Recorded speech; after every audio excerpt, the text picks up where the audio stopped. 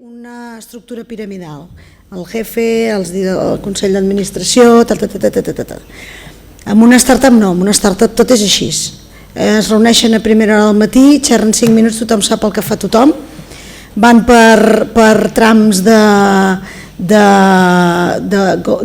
coses a fer, diguem-ne, de deures, com si fossin deures, com si fossin projectes. Llavors, treballen molt diferent. És molt diferent. Llavors, per què existeixen acceleradores? Bueno, perquè fins ara era un sector molt, molt minoritari de l'economia. S'està donant que comença a ser cada cop més important, no? És una altra via, un altre canal de venda, val? O hi estan allà. I si no hi ha acceleradores per a les empreses offline, hi ha altres actors que jo crec que tradicionalment han ajudat, com podria ser Foment o com podrien ser les càmeres, però no és el mateix. No és el mateix. Doncs, i no sé si aquestes empreses tradicionalment han estat mai interessades en que vingués un conseller a dir-los 4 coses ben dites. Aquests nois estan tots disposats a que els apelegin, o sigui, els hi giren el negoci del revés. Saben que el que ells saben fer pot ser ara fer blanc i demà serà negre, però hi estan disposats. Jo els empresaris tradicionals que he conegut, realment molt pocs crec que podrien acceptar una mentorització d'una acceleradora com ILFO. En sèrio, Existeixen consultores dedicades a fer turnarounds d'empreses, o sigui, d'anar allà i posar-ho tot pates per arriba perquè canviï l'empresa sigui molt més eficient. N'hi ha de pagament i n'hi ha que no, com comentava l'Helena. Barcelona Activa també té eines per fer això. El tema està en que el conseller vulgui escoltar. El món de les startups, com deia l'Elisabet, estem tots amb les orelles així de grosses, no? En canvi, empreses més tradicionals potser no estan disposats, però les eines per reestructurar una empresa, una PIME, amb aquestes dificultats existeixen al mercat. Com deia la Mar, jo vaig ser consultora abans de ficar-me en tot aquest món de les startups i feia això, precisament, i vaig estar 8 anys, però és que ara una de les acceleradores, que li dic acceleradora, on mentoritzo és Barcelona Mentoring Program, i precisament som mentors que ajudem a empresa tradicional i sense cap ànim de lucre per la nostra part a créixer, però són les empreses que han de voler ser mentoritzades i no n'hi ha tantes que apliquin per aquest programa, en el qual és el que deia l'Eli, és el que deia la Mar, han de voler rebre aquest feedback que diu això no ho estàs fent bé o t'has de replantejar això i has de començar a donar-li la volta, però existeix això, el que passa que potser no fa tant soroll, però ja dic, a Barcelona Activa ho estem fent i som 40 i la Núria està aquí. Deixeu-me que us expliqui una cosa. Aquestes empreses, les startups, el que fan, com treballen, és prova-error, prova-error. Ells el que fan és investigar, apliquen una sèrie de components, medeixen que allò que han fet és correcte o està anant per on ells creuen que ha d'anar i continuen igual, i si no va per aquí ho canvien. O sigui, sempre és prova-error, prova-error, fins que troben el camí. Llavors aquest camí quan el trobes no el deixis. En una empresa tradicional, diguem-ne que fins que ells han pogut veure aquest error ha passat un any. En una empresa que està en internet es medeix absolutament tot. I aquesta és la gràcia, que en 6 mesos poden canviar totalment l'empresa. Per què? Perquè ho han medit, ho han provat i ho tornen a medir i tornen a provar. Llavors, aquests canvis tan radicals fan que siguin molt, molt, molt àgils. No es dona en l'empresa tradicional això. Llavors nosaltres, per exemple, el que fem quan he explicat tot el món de la corporate és intentar que aquests gestors d'aquestes empreses tradicionals coneixin els sistemes de treball d'aquestes startups perquè així comencen a canviar la seva manera també de mirar les coses i de fer les coses. No vol dir ni que sigui ni millor ni pitjor, és diferent. Llavors, hi ha empreses que els hi serveix de molt i hi ha empreses que no els hi serveix de res. I tot és el que estem dient, tot sempre depèn del que està a dalt, del com pensa el de dalt, el directiu de dalt.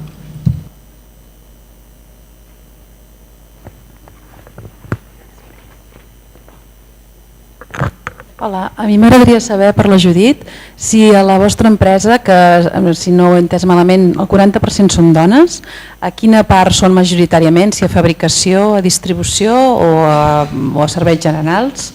I després, si a l'hora de promocionar dones us heu trobat que són elles mateixes que tenen reticències a fer-ho? I si això és constant al llarg de tota la seva vida o és en un cicle determinat o no? Gràcies. Gràcies a tu. Són majoria a tots els departaments menys a comercial. A la resta inclús hi ha la broma de et denunciaran però per tema en positiu, perquè departaments on són el 100% dones. I us haig de dir que quan venen moltes visites i es passegen per les instal·lacions o per les oficines és algo que tu, o sigui, el comentari de però quanta dona, no? Saps? Que malauradament doncs, crida l'atenció. Tampoc està fet expressament, però bueno, és així. En quant a si les dones ens autolimitem, te diria que sí. Molt al principi de tot, quan jo era molt joveneta, portava la part de producció i hi havia una noia que la volien promocionar encarregada i ella em va dir que no. I clar, bueno, jo amb els meus 28 anys en plan, però per què em dius que no? O sigui, jo indignada, per què em dius que no? I ella em va contestar, Judit, el meu marit fa 10 anys que vol ser encarregat en la seva empresa, com vols que jo arribi a casa i li digui que jo sí que sóc encarregada? I jo dient-li, doncs enganya'l, no li diguis, saps? No li diguis que t'ha fet encarregada. I em deia, vivim a Massanet, ho sabrà tothom que sóc encarregada. Dic, ostres, és veritat, no? I no me'n vaig en sortir, encara avui en dia treballa i no ha sigut mai encarregada. Afortunadament no és el perfil, t'haig de dir que no... que la gent en principi accepta ser promocionada, però moltes vegades algú també ho ha comentat, la limitació la tenim una mica mentalment nosaltres.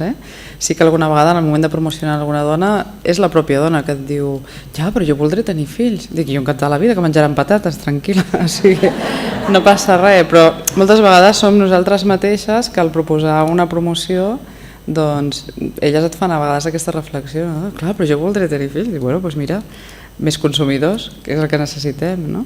Que moltes vegades hem de ser també les pròpies dones les que tenim aquesta motxilla extra de responsabilitat, que jo sempre dic que hem de trobar alguna oficina d'objetos perdidos on tornar aquesta motxilla, perquè moltes vegades tenim un excés de responsabilitat que ens l'autoimposem nosaltres.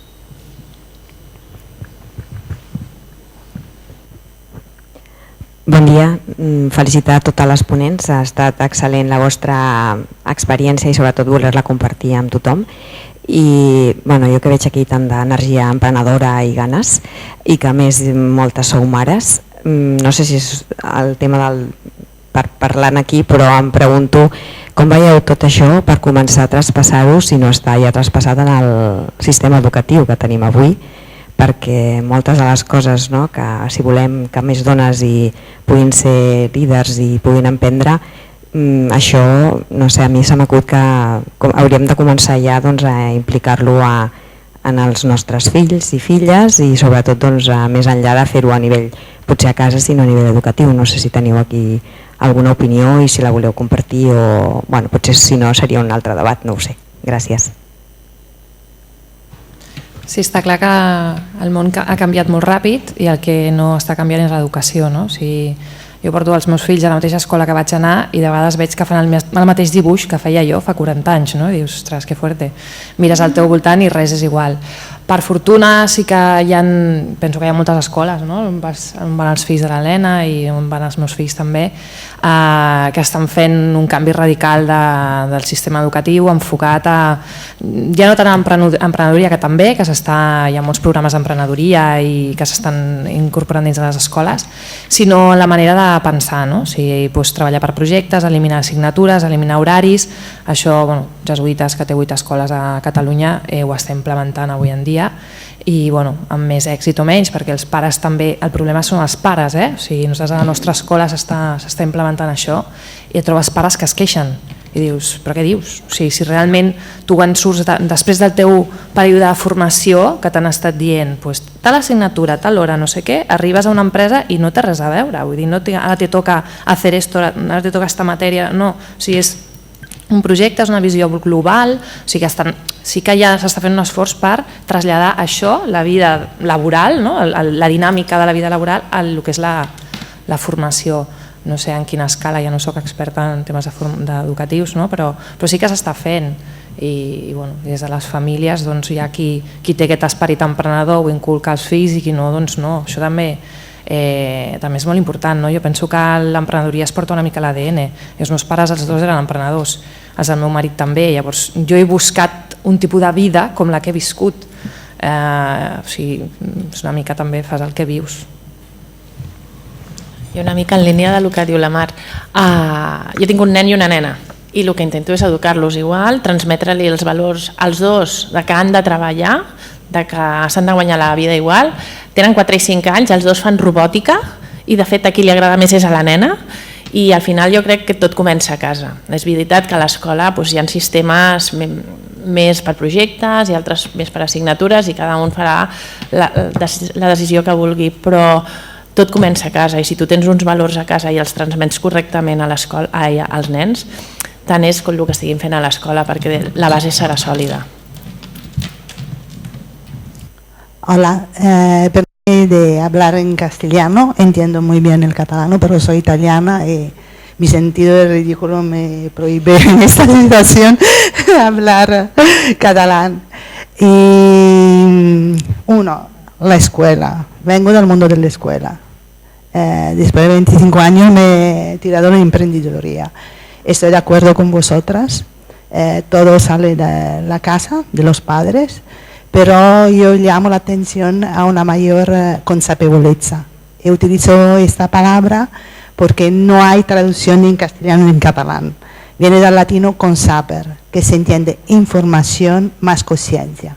Y falta mucha información acerca de lo que es la educación y el desarrollo de los niños, la posibilidad de los niños, a toda etapa de edad. Y es verdad, respecto al proyecto que creo que vuestro hijo tiene la suerte de participar, que están dando un gran ejemplo de cambio radical. Y en ese sentido me relaciono a antes yo he escuchado una polarización. Cuando ha hablado la señora de la PYME con la de las startups. Nosotros sabemos que la polarización son útil cuando hay una revolución, un cambio. Pero yo creo que las startups, por cuanto startup, ya han pasado su revolución.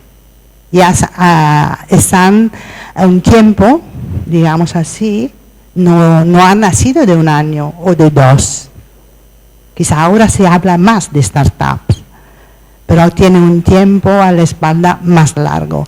Y entonces yo creo que a nivel de emprendeduría sea el momento de hablarse más cara a cara, porque las pymes no son más las pymes tradicionales. Hay gente joven que empieza pyme, ella entiende una emprendeduría horizontal. La emprendeduría horizontal no es un sector simplemente de las startups. Y entonces sería útil abrir un encuentro entre pyme y startups. Porque es verdad que las startups, a mi parecer, ahora tiene un pico de escalabilidad o qué, porque tiene menor coste. Mientras que una pyme tiene que pagar el viaje de avión para vender el producto en Sudamérica o qué, y que están vendiendo también en esta red asiática y todo esto, las startups no, vola. ¿Vale?